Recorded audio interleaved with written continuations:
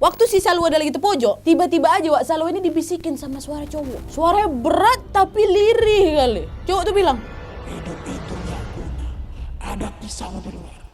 Hai, wassalamualaikum warahmatullahi wabarakatuh. Terima kasih sudah klik video ini. Oke Wak, jadi di malam Jumat ini seperti biasa aku akan kembali menceritakan kisah horor Wawa ya Wak ya. Dan video kali ini genap sampai udah di part berapa? Pak 30. Nggak kerasa kali ya kan. Makasih sekali buat kalian yang udah ngikutin cerita Wawa dari part 1 sampai part sekarang. Yang belum nonton, sayang, langsung pergi ke playlist kisah horor Wawa, cari part 1 sampai part sekarang ini ya. Dan terima kasih juga untuk semua para narasumber Wawa kesayangan aku yang sudah memberikan kami semua ini cerita-cerita horor yang epik dan seru. Dan untuk video part 30 ini aku akan membawakan 3 kisah horor yang pastinya nggak kalah epik dari cerita-cerita sebelumnya Wak. Dari cerita manusia kepala singa, ada cerita Wawanya Om-Om. Salah. Cerita omnya Wawa. Maaf, Wawanya Om-Om apa sih? Cerita omnya Wawa. Dan juga ada Wawa yang dibisikkan mati gitu sama entah suara apa. Jadi tanpa berlama-lama, udah mau masuk ke ceritanya? Mau? Oke, geser. Mantap aja, mantap. Tut, lagi masuk terus. Oh. Ada takut. Bagilah minum sendiri kau, Punya aku. Iya. Ciade. Ya, seger kali ya. Ntar ya. Sebelum aku masuk ke ceritanya, bentar dulu, aku minum dulu. Seger kali nih. Bismillah.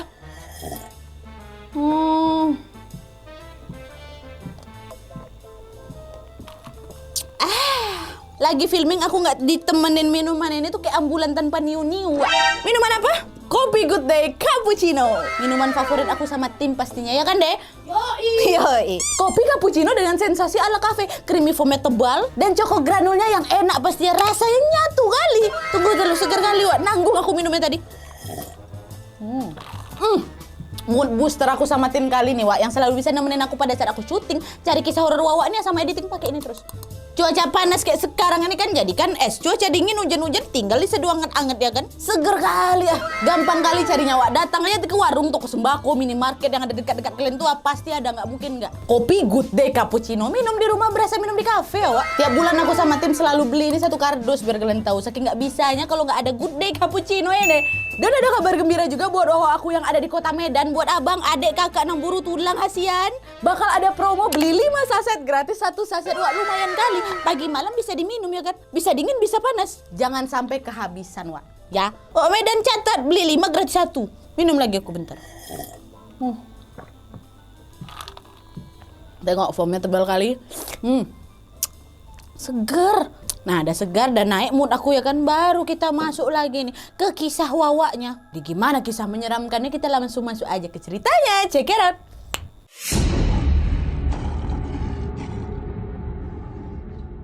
Oke Wak, jadi kisah pertama yang bakal aku ceritain ini adalah cerita dari Wawa aku yang namanya Jenny. Halo Jenny. Dan kisah yang diceritain nama si Jenny ini Wak adalah pengalaman Jenny ketika Jenny dan adiknya yang bernama Anissa baru saja mau pindah ke sebuah apartemen nih. Nah, apartemennya memang nggak disebutkan sama si Jenny ini Wak. Di mana dan apa nama apartemennya nggak ada, sama aku pun nggak ada. Yang jelas mereka pindah ke apartemen lah ya dari rumahnya. Kita sebut aja lah apartemen A lah gitu ya. Nah, Jenny ini Wak memilih apartemen A ini sebagai tempat tinggalnya karena memang lokasinya itu lebih dekat ke kampusnya si Jenny dan juga dekat sama rumah pacarnya Jenny. Dan perlu aku bilang sama kalian, kisahnya si Jenny dan Anissa ini bisa dibilang ekstrim kali sih Wak. Ya, kalian dengar nih. Jadi gini ceritanya. Jadi pada suatu hari Jenny sama Anissa ini gerak lah itu kan, mau pindah nih ke apartemen A. Nah, pas di jalan Wak, Anissa ini sempat nanya ke kakaknya Jenny, "Kak Jen, kita nih mau pindah ke apartemen yang mana?" katanya gitu kan. "Apartemen A, Dek, kan kau tahu itu." Nah, FYI dikit Wak, Anissa ini memang orangnya sensitif kali sama hal-hal berbau mistis. Sensitif kali. "Ke apartemen A?" "Ngapa kau tanya lagi?" Anissa jawab, "Betulan Kak, kita ke apartemen A, kita cuma berdua aja loh." Nah, Jenny yang mendengar perkataan Anissa pun makin kaget lagi kan, terus langsung, "Kok ngapa nih Dek? Kok tiba-tiba pula aku nanya kayak gini, ada masalah apa emangnya? Kan kita memang udah niat dan sepakat untuk hidup mandiri dan bersama ya kan? Apa pula aku jadi ragu kayak gini nih?" kata si Jenny ini. Nisa bilang, bukan gitu kak, perasaan aku kok nggak enak aja ya sama apartemen A ini. Ah ngaco aja kau, udah sekarang aku tidur aja lah sepanjang perjalanan, biar aja kakak nyetir sendirian nggak apa-apa, dibanding nanti kau bangun kau malah nakutin aku, tidur ya kau katanya. Dah lah tuh Anissa yang pada saat itu mungkin juga nggak mau berdebat sama kakaknya, akhirnya memilih untuk tidur di perjalanan itu kan. Nah singkat cerita Wak, sampailah akhirnya Jenny sama si Anissa ini di apartemen itu sekitar jam 2 malam. Jenny langsung bangunin Anissa kan, Nes bangun, udah sampai, bawa barang-barang mau cepat. Nah pas Anissa ini bangun Wak dan ngelihat ke arah depan mobil, Anissa ini tiba-tiba ngomong, ih kenapa orang gede kepala singa ada depan kita tuh natap kita kak. Kok bunyi Shh. Gitu sampai mana tadi kan lupa aku. Nah itu kan, kenapa tuh kak ada orang kepala singa natap kita kata. Nah di situ jadi sempat kaget lah dengar adek ngomong kayak gitu kan, tapi dia baru keingat lagi, oh iya adek aku kan memang sensitif kali sama hal-hal kayak gitu. Jadi memang sebenarnya hal itu udah biasa buat si Jenny, kalau tiba-tiba adeknya nih ngomong aneh-aneh lah gitu, ada biasa. Cuma kaget juga lah tiba-tiba jam 2 malam adek kau bilang iya ada orang kepala singa. Nah di saat itu si Jenny udah nggak terlalu dihiraukannya kali lah perkataannya si Nisa kan, dan memilih untuk cepat-cepat bawa sebuah barang mereka ke lift nih. Udah cepet-cepet aja lah. Lama kali pun kau, udah capek aku ini, kata si Jenny. Akhirnya mereka bawa barang menuju ke lift. Oh ya Wak, FYI lagi nih Wak ya. Kata si Jenny, Anissa ini memang dibilang agak ceroboh kali lah dalam hal apapun. Dia ini tidak bisa menjaga tutur kata. Jadi kalau Anissa ini kesal, Anissa tuh pasti ngomong kasar tuh nggak sopan lah gitu. Memang kayak gitu pula anaknya. Udah lah tuh mereka bawa barang-barang. Nah pas Jenny sama si Anissa ini udah masuk ke dalam lift, Jenny kan udah ngantuk kali Wak. Dia yang bawa mobil dari tadi kan. Anissa enggak, orang sepanjang perjalanan dia tidur kan. Nah waktu lift itu udah mulai bergerak ke atas nih Wak, si Jenny ini kan mungkin karena capek gitu dia nyandar lah ke dinding lift gitu kan. Nah entah mungkin sempat si Jenny ini ketidur bentar atau gimana, pas si Jenny ini sadar lagi, Jenny ngerasa kok lama kali aku dalam lift ini, kok gak nyampe-nyampe katanya gitu kan. Tunggu, gak nyampe-nyampe juga ke lantai apartemen mereka itu. Sampai nih Wak, Jenny ngerasa kayak udah sejam loh aku di dalam lift itu Akhirnya Jenny tanyalah ke Anissa, weh dek, kok lama kali ya dalam lift ini, kok aneh kali. Anissa bilang, ada tadi kak yang sebenarnya mau Anissa bilang sama kakak, tapi aku takut kakak takut, kata Nisa. Ada apa emang ya? Akhirnya dijelasin lah tua sama Anissa kan. Nisa bilang, jadi kak dari tadi itu pas kita ke parkiran sebenarnya tuh ada ngikutin kita, cewek. Kakinya 1, lidahnya 3, tuh bolong-bolong pula lidahnya tuh, matanya 3 kak. Bayang, kayak monster ya. Tapi dia bisa jalan loh kak, cepet jalannya. Walaupun kakinya 1, ya udah aku hirauin aja, aku liatin aja si cewek itu. Nah dari tadi kak, lift kita ini ya dia itulah yang mainin. Makanya itulah gak sampai-sampai, risih kali aku kak. Nah dengar penjelasan si Nisa ya Jenny langsung bilang, Nis kakak takut gimana nih? Nah di saat itu Anissa ini tiba-tiba ngomong, woi apa gitu kan, kasar ngomong, woi ngen katanya. Jangan kau mainan lagi, gak lucu ini ya. Kalau mau mati aja kau gak usah gentayangan. Itu kata si Anissa. Nah gak lama setelah si Anissa ngomong gitu, akhirnya betulan pula Wak lift tuh berhenti di lantai apartemen mereka. Jenny dengan adiknya marah ngomong kasar kayak gitu ya memang agak kesal juga lah ya kan. Tapi Jenny juga kesal sama si setan yang udah mainin mereka karena udah gangguin mereka dalam lift itu. Kalau ada apa-apa dalam lift gimana Wak, udah jam 2 pagi loh itu.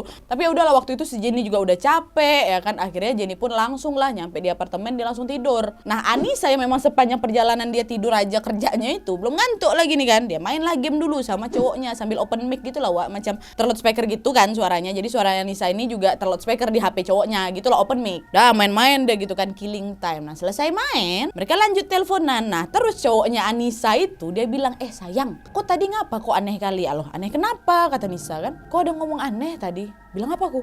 Aku akan mengambil jiwanya. Aku akan mengambil jiwanya. Maaf. Itu Aku akan mengambil jiwanya. Aku akan mengambil jiwanya. Itu yang aku bilang, kata cowoknya Nisa. Nah mendengar perkataan cowoknya ini Anissa langsung kesal dia. Setan ini memang resek kali ya. Setan ini kata, bukan ngomong kasar lagi, ada ganggu aja. Terus saking kesalnya si Anissa ini dia refleks ngebanting botol kaca yang kayak isi minyak wangi gitu loh Wak. Tapi baunya tuh bau dupa nyengat gitu. Ditendang ya kan waktu dia kesal itu, sampai Kak Jenny ini tuh bangun. Nah pas Jenny ini kebangun langsung lah Jenny bilang, Nis kenapa sih kau marah sama siapa, kau ribut aja loh. Anissa jawab nih sambil kesal nih, sama setan kaki 1 kak. Maaf ya udah ganggu tidur kakak, kesal aku soalnya. Setan kaki 1 naik ke atas apartemen berarti ini. Di saat itu Jenny cuma bilang, ya udahlah weh, sana kau bersihkan cepat itu berantakan kali, kakak mau tidur lah, tolonglah aku mau tidur, capek aku ini. Iya tidurlah kakak lagi, maaf ya. Nah dia beresin lah itu yang minyak wangi yang ditendang tadi itu kan. Udah selesai beres, Anissa mau pergi cuci tangan ke kamar mandi. Nah terus Wak, tiba-tiba air yang di kamar mandi ini berubah jadi kayak bau amis sekali Wak. Terus warnanya juga berubah, udah nggak bening lagi, kotor, macam kemerah-merahan kata Anissa. Ih, kok gini airnya? Dan refleks Anissa nengoklah cermin yang memang ada dekat wastafel itu kan. Dan di sana Anissa lihat ada sosok anak kecil, tapi kepalanya dua Wak. Wah. Kepalanya dua. Terus si sosok ini bilang ke Anissa, "Kamu merusak rumahku." Katanya gitu. Jadi mungkin botol kaca yang terlempar sama si Anissa itu rumahnya si setan kepala dua ini mungkin Wak ya. Marah dia ini kan dipecahkan rumahnya sama si Anissa. Kata Anissa Wak, suara anak kecil itu gede kali padahal itu kecil tuh. Anissa pun kaget, dia langsung banting pintu kamar mandi, dia balik ke tempatnya si Jenny, nangis dia sama si Jenny. Apa nih? Udah peluk kakaknya kan, "Kak udah gak beres ini Kak, udah gak beres ini," kata. Nangis si Anissa. Nah melihat kondisi adik yang udah gak karuan kepanikan kali itu, Jenny pun langsung lah nelfon pacarnya. Dia minta, "Sayang tolonglah datang ke apartemen ini ya. Ada apa?" "Anissa nih dia ketakutan, aku juga takut, ini mau ngapain kami cuma berdua di sini." Dan saat itu juga akhirnya pacarnya Jenny yang namanya Yue nama pacarnya, datanglah itu ke apartemennya si Jenny dan Anissa. Dan Yue ini ngajak Jenny sama Anissa keluar bentar dulu, "Yuk kita nyari udara segar yuk," kata dia kayak gitu, "nggak usah di apartemen ini dulu," gitu maksudnya. Dah pergilah mereka bertiga itu. Nah jam waktu itu kata Jenny udah menunjukkan jam 4 pagi padahal Wak. Nah di saat lagi nyari angin segar ini Wak, tiba Jenny ini nanyalah ke Yue kan rumahnya dekat daerah apartemen itu. "Sayang, apartemen ini nih asal usulnya kayak gimana sih? Kok sedari kami datang udah ada aja yang aneh-aneh ini?" Nah Yue jawab, "Wah jadi gini ceritanya. Jadi dulu apartemen ini nih dibuat ritual pesugihan sama dukun-dukun. Nah yang punya apartemen ini penyembah setan Wak. Bukan tuan, dia penyembah setan. Dia ini kafir. Terus dia gila harta. Sampai-sampai orang yang bekerja di situ selalu jadi tumbal untuk kekayaan pemilik apartemen ini. Padahal udah kaya, udah punya apartemen itu. Apa jangan-jangan uang apartemennya karena ya udah nggak usah kemana-mana." Dah. Nah yang paling kejinya lagi Wak, setelah nyawa pekerja di sana itu hilang satu persatu, ternyata di rumah pemiliknya apartemen itu ada ruang rahasia nih, di mana ruangan rahasia itu adalah apa? Kandang singa. Kandang singa ada di ruangan tersembunyi di rumah pemilik itu. Dan yang ekstrimnya Wak, setelah para pekerja itu menjadi tumbal, mayatnya dikasih ke singa itu. Tuh kata Yue, "Adek kamu kan bisa kan lihat sesuatu yang gak bisa dilihat sama kita. Coba tanya dia, pasti dia ada ngelihat manusia singa itu." Dah Anissa waktu itu pun langsung bilang, "Nggak cuma manusia kepala singa aja bang, banyak yang ku tengok, ada anak kecil kepala 2, terus ada wanita kaki 1, katanya disebut lah apa dia tengok kan." Nah Yue dengar itu pun langsung ngeh nih dengan apa yang dikatakan si Anissa. Dia langsung bilang ke Jenny, "Ini adik kau udah jadi incaran ini dek. Sayang, mending sekarang kalian pindah sebelum terlambat. Masalah uang pindah apartemen biar aja aku yang atur nanti. Kamu harus fokus sama keselamatan Nisa dan kamu juga. Kalian harus pindah pagi ini juga." Kata Yue panik Wak. Dan gak lama setelah Yue selesai ngomong kayak gitu nih, entah kenapa pada saat itu Anissa langsung pikirannya kosong dan langsung bilang, "Ayo balik, nggak usah pindah. Kalau bisa aku aja yang di apartemen itu nggak apa-apa. Kakak pindah aja," sambil tersenyum. Kata Nisa tiba-tiba. Jenny sama Yue sempat heran ya kan dengan perkataan Nisa. Kenapa anak ini kok tiba-tiba ngomong gitu? Orang tadi dia kalian ketakutan. Nah tapi pada saat itu gak terlalu digubris tuh sama Yue sama Jenny ya kan. Nah di saat itu Bang Yue ini langsung bilang, "Ayo sekarang kita balik ke apartemen lagi. Packing semua barang kalian." "Iya sayang, ayo yuk kita pergi lagi balik nih apartemen." Nah pas mereka udah mau masuk mobil lagi Wak, mau balik tuh. Udah selesai cari-cari udara segar kan. Pas si Nisa nih juga ikutan berdiri dan mau jalan, tiba-tiba Anissa ngangkat kakinya satu.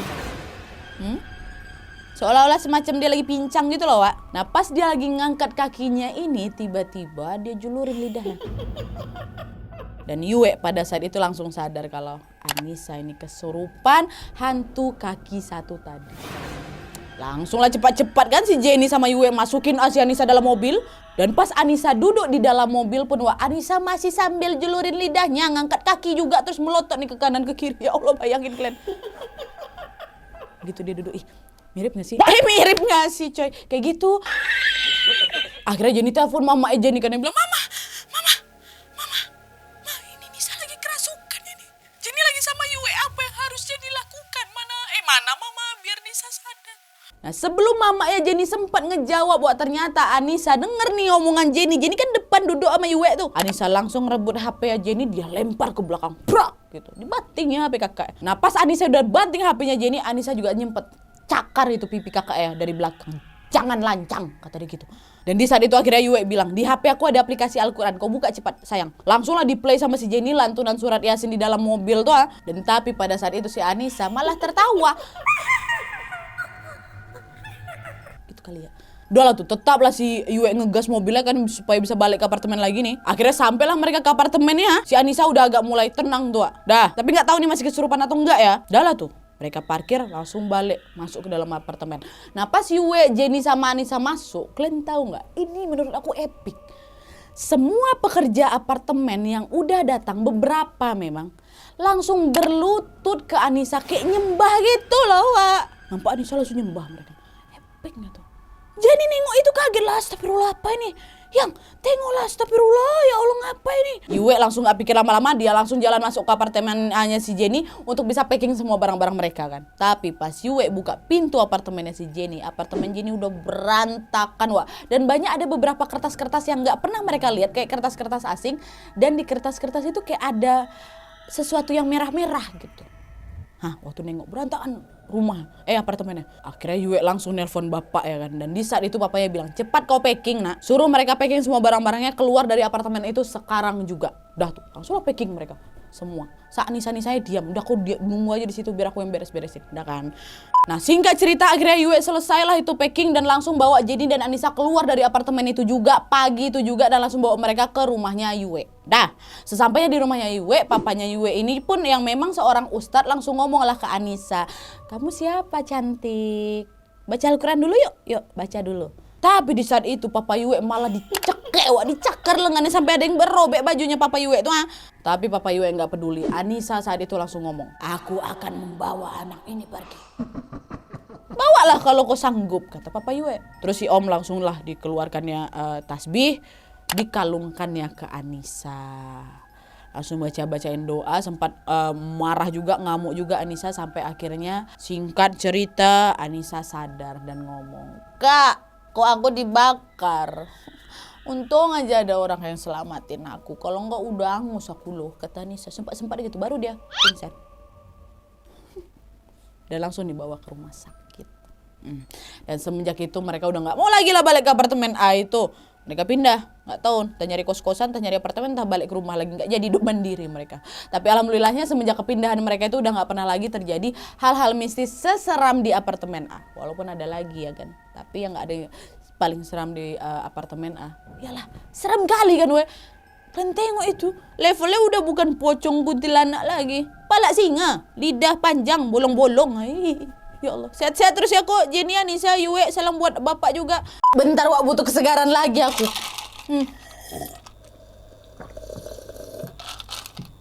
Aduh, segar kali. Penasaran pula aku di apartemen mana itu ya. Si Jenny pun gak mau bilang. Ya udahlah nggak apa-apa. Kita lanjut lagi ke kisah kedua ya.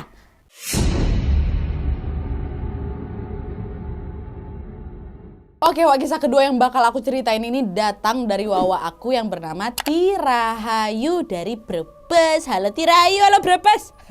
Jadi gini Wak, Tirahayu ini menceritakan kisah horor yang dialamin sama omnya. Cuman kejadiannya memang terjadi di rumahnya Tirahayu gitu ya. Nah kita sebut aja lah omnya Tirahayu ini namanya Om John ya. Jadi Wak, ceritanya itu terjadi pada saat Om John ini masih kecil, masih duduk di bangku kelas 2 SMP. Dan sebelum aku masuk ke inti ceritanya, aku ceritain dulu nih ya suasana dan kondisi rumahnya Tirahayu ini Wak. Jadi rumahnya Tirahayu ini perkampungan gitu, belum begitu banyak penerangan waktu itu. Masih banyak tanah kosong dan kalaupun ada rumah letak itu jauh-jauhan Wak. Nah posisi rumahnya Tirahayu itu di depannya itu ada kayak rel kereta sekitar 200 meteran. Samping kiri rumah itu adalah perbatasan desa yang dirimbuni sama pohon bambu. Terus di samping kanan dan belakang itu dikelilingi oleh pekarangan full. Belum ada tetangga sama sekali waktu itu Wak. Itu omnya SMP ya. Biasanya orang-orang di daerah rumah Tirahayu itu bilang rumah Tirahayu ini adalah rumah karangan suwung atau rumah pekarangan angker katanya. Nah gitu ya kurang lebih tata letak rumahnya si Tirahayu ini. Nah sekarang kita masuk ke ceritanya Wak. Jadi dulu itu mama sama bapak Tirahayu ini ceritanya mau pindah kerja ke luar kota yaitu ke Jakarta. Jadinya rumah Tirahayu ini kan nggak ada ada yang nungguin lah, kosong. Nah sebelum mama sama bapaknya Tirahayu ini dapat keputusan untuk pindah, neneknya Tirahayu ini sempat nitipin hewan peliharaan beliau, ayam gitu, di rumahnya Tirahayu. Karena kan pekarangan belakang rumah Tirahayu itu besar kali kan, luas. Nah selama ayamnya nenek Tirahayu dititip di situ, tiap pagi Om John lah yang selalu datang ke rumah Tirahayu buat ngasih makan ayamnya nenek gitu. Sorry, kenapa aku nggak fokus? Ngasih makan ayamnya nenek kan setiap sebelum berangkat ke sekolah. Nah pas nenek Tirahayu tahu kalau mama Tirahayu ini akan pindah ke Jakarta, nenek Tirahayu panik. Aduh dok, nanti siapa yang ngasih makan ayam-ayam nenek? Karena neneknya Tirahayu ini takut ayamnya bakal dimakan lenggarangan. Wah, namanya hewan yang suka makan ayam gitu loh, kayak musang di film Dora Explorer kayak gitulah. Terus akhirnya karena Om John ini masih remaja, lagi pengennya bebas, punya banyak teman juga, akhirnya Om John bilang, aku aja lah nek jagain rumah Mbak sendirian, kata. Kenapa sendirian? Karena waktu itu Tirahayu yang masih kecil ini akan tinggal di rumah neneknya dulu pas mama bapaknya pindah ke Jakarta gitu, nenek yang jaga. Ya mungkin Tirahayu sendirian di situ kan. Nah nenek sama mamanya Tirahayu ini sempat nanya ke Om John, emang kamu berani? Kata kayak gitu kan, kayak ragu lah gitu. Karena kan rumah Tirahayu ini tuh nggak ada tetangga, wak, jauh dari semua orang. Terus banyak juga rumor yang bilang kalau rumah mereka itu angker ya kan. Om John jawab, iya nggak apa-apa, aku nggak takut kok. Biar aja aku di situ. Nah di situ pun akhirnya mama Tirahayu sama neneknya pun setuju. Udah lah tuh. Mama Tirahayu pun akhirnya berangkat ke Jakarta. Tirahayu pun mulai nginap lah di rumah neneknya. Om John pun udah mulai tinggal tuh di rumah Tirahayu kan. 4 hari pertama wak berjalan lancar nih, nggak ada kendala, nggak ada yang aneh-aneh, aman. Karena memang waktu itu Om John nginap sama kawan-kawannya, di bawah kawan yang nginap di situ juga. Nah pas masuk hari kelima wak, Om John itu mulailah tuh digangguin. Karena dia tidur sendirian, kawannya udah nggak nginap di situ lagi ya kan. Nah di hari kelima itu wak, sore harinya sekitar ba'da maghrib lah, teman-teman Om John masih main di situ tuh ya kan, masih main di rumahnya Tirahayu. Tapi nanti waktu malam sekitar jam 9-an udah pada balik mereka. Terus di rumah Om John sendirian kan, dia pergilah nonton TV gitu. Nah pas mau tidur Om John tuh sengaja wak, waktu dia masuk kamar TV tetap dia nyalain, gak dimatikannya, dengan dalih supaya kalau ada orang di luar yang punya niatan jahat gitu, nyangkanya ada orang di dalam. Karena kan TV masih hidup gitu loh, orangnya belum tidur gitulah intinya. Nah pas Om John ini masuk ke kamar wak, tiba-tiba Om John ini dengar ada suara bebek keras sekali. Om John bingung kan loh, masa iya bebek tetangga kedengaran sampai ke sini? Karena rumah tetangga jauh-jauh kali tuh. Itu wak, suara bebek itu kayak ngitari rumah Tirahayu gitu loh. Bebek itu macam banyak gitu wak, suaranya keras, ditambah lagi ada suara angin wak. Di atas rumah itu kencang kali. Zur gitu lah kira-kira suara. Maaf ya, kita pakai efek aja lah, nggak jadi, maaf. Nggak ada horor-horornya kayak gitu deh. Kayak gitulah kira-kira suaranya, ya kan. Nah pas denger ini wah, Om John pun mulai deg-degan lah, panik dah. Om John langsung lah nutup seluruh badannya pakai selimut dan mulai baca doa. Om John baca subhanallah walhamdulillah wala ilaha illallah wallahu akbar. Om John baca itu berulang kali wah, soalnya kata Om John waktu itu cuma doa itu yang Om John ingat. Nah setelah Om John baca doa itu berkali-kali wah, tiba-tiba suasananya jadi senyap. Suara bebek yang ramai kali itu tiba-tiba hilang, suara angin itu pun hilang. Tapi suara itu hilang, tiba-tiba Om John dengar suara anak ayam piak piak piak piak piak piak piak kata. Suaranya dari dekat makin menjauh, makin menjauh. Dan suara ayam itu diiringi sama suara bunyi jam dinding tua sama suara backsound film gitu loh. Film, bukan film, apa namanya? Backsoundnya uka-uka dulu, kalian tahu nggak? Ini soalnya kata si Tirahayu, suara uka-uka. Gimana suara uka-uka? Ya gitulah, bukan suara seram. Kan Om John masih nyalain TV kan. Dah tuh, setelah itu berhenti nih suaranya. Jadi hening kali wak. Tiba-tiba kayak gitu. Saat suara TV juga nggak ada lagi suaranya. Om John benar-benar nggak dengar suara apa-apa lagi, hening. Dan tidak lama setelah itu, kalian tahu apa yang terjadi? Ingat kan kalian, Om John kan lagi nutup semua badannya pakai selimut tuh. Nah selimut yang Om John pakai ini wak, selimut yang persis kayak selimut rumah sakit, yang putih garis-garis gitu tuh. Jadi kan bisa agak kayak kelihatan renggang-renggang gitu kan bahannya. Intinya dia bisa ngeliat keluar lah kalau memang matanya terbuka dari selimut itu. Nah pas Om John buka mata wak, di samping kasurnya, kanannya, yang di bagian bukan bagian tembok ya, Om John nengok ada kunti wak. Ada kunti di kasur dia, dan di tembok ada poci. Om John nengok itu kaget bukan main wak, nangis Om John. Tapi nggak bisa bergerak, nggak bisa ngapa-ngapain, pengen pingsan pun Om John bilang, saya takut nanti kalau saya pingsan, takut besoknya mati kata. Katanya ada juga kayak gitu, pokoknya jangan tidur kalau misalnya nengok kayak gitu. Entahlah ya, pokoknya Om John takut mati kalau dia pingsan. Akhirnya Om John bacalah doa tadi itu kan, subhanallah walhamdulillah wala ilaha illallah wallahu akbar berulang kali. Mbak Kun sama Bang Pocinya nggak pergi wak, tetap di situ. Yang ada nih ya, Mbak kuntilanak itu malah pakai kuku tangannya nudul-nudul mukanya Om Jon. Tuh, tuh, tuh, tuh. Muka Om Jon yang lagi tutupin selimut doang. Tuh, tuh, tuh. Subhanallah walhamdulillah. Tuh, tuh. Om Jon makin gak bisa ngapa-ngapain lagi, wah. Om Jon shock kali di situ. Tiba-tiba nih lagi ya, Om Jon, diapain sama Mbak Kunti? Mbak Kunti ditarik selimut Om Jon. Om Jon tahu nih selimutnya bergerak, dia refleks narik lagi, ditarik lagi sama si Kunti, ditarik lagi sama Om Jon. Jadi kayak tarik-tarikan selimut. Akhirnya baru dari situ Om Jon tiba-tiba ngingat surat Al-Ikhlas. Langsung dibaca Qul huwallahu ahad Allahu samad 4 kali, wak. Baru teringat surat Al-Ikhlas. Gak apa-apa Om, gak apa-apa. Dan pas setelah selesai keempat kalinya Om baca surat Al-Ikhlas, tiba-tiba Mbak Kun sama Pocinya baru hilang. Dan udah gak ada suara apa-apa.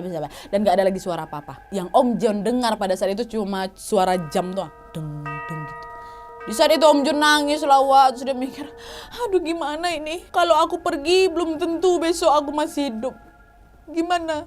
Akhirnya Om Jon langsung keluar rumah, Wak. Om Jon langsung cari cari pertolongan. Dia beranikan diri, kalau nggak kenapa-napa takut mati Om Jon, pokoknya dia takutannya takut mati. Om Jon lari lah, Wak, sekuat tenaga. Akhirnya sampailah ke rumah tetangga paling terdekat. Digedor-gedor ya pintu rumah tetangga tuh kan. Tapi nggak ada tetangga yang berani keluar, Wak. Nggak ada yang bukain pintu buat Om Jon. Akhirnya Om Jon pergi lagi nih cari rumah tetangga terdekat lagi kan. Nyampe lah di rumah tetangga yang namanya Uwak Hadi. Sebut aja lah Uwak Hadi ya. Untungnya Uwak Hadi waktu digedor sama Om Jon buka pintu, Wak. Yang tadi jahat kali nggak mau dibuka, dah buka pintu kan. Akhirnya Om Jon ceritalah sama Uwak kan. Uwak tadi gini. Alhamdulillahnya Uwak Hadi percaya. Udahlah nak, tidur di sini aja. Karena memang Uwak Hadi tahu ada apa di rumah itu.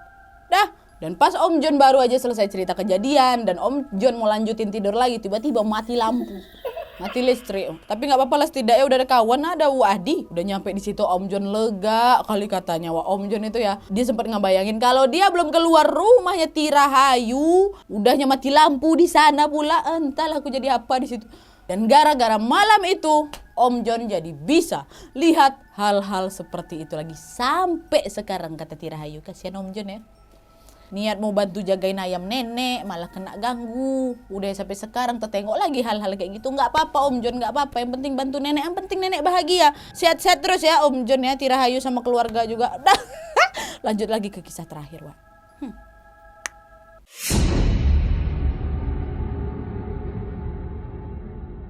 Oke, Wak, kisah ketiga atau kisah terakhir yang bakal aku ceritain ini datang dari wawa aku yang namanya Salwa dari Medan. Halo Salwa.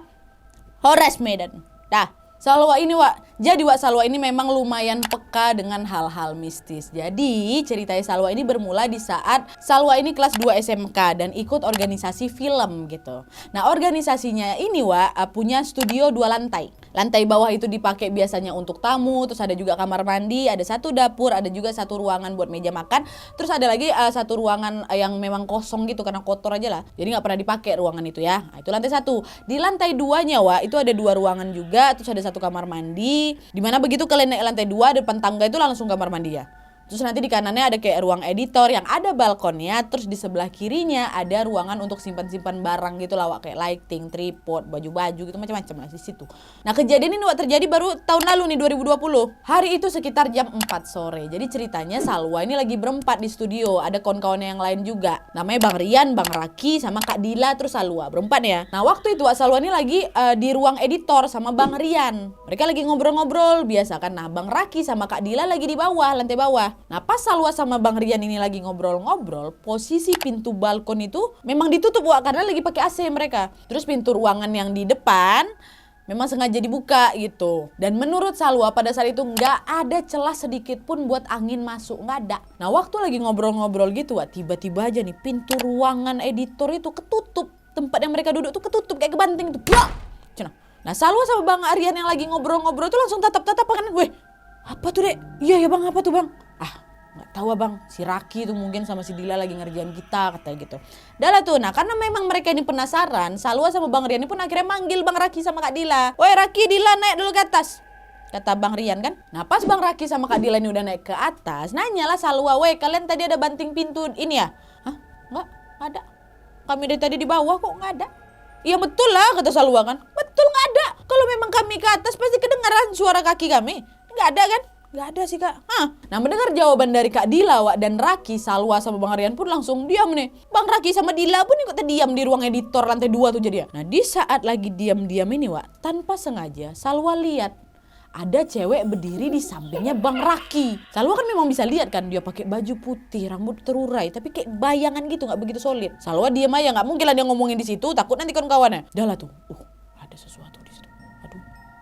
Dah, mereka lanjutkan lagi kegiatan seperti biasa dan setelah itu barulah mereka balik. Ya, nah waktu balik ini Salwa balik sama Bang Raki. Di situ Salwa pun cerita sama Bang Raki. Woi Bang, tadi aku tengok gini gitu. Terus kata Raki, alah nggak ada tuh. Salah tengok aja kok ndak, kata kayak gitu. Dah, baliklah nih ke rumah masing-masing.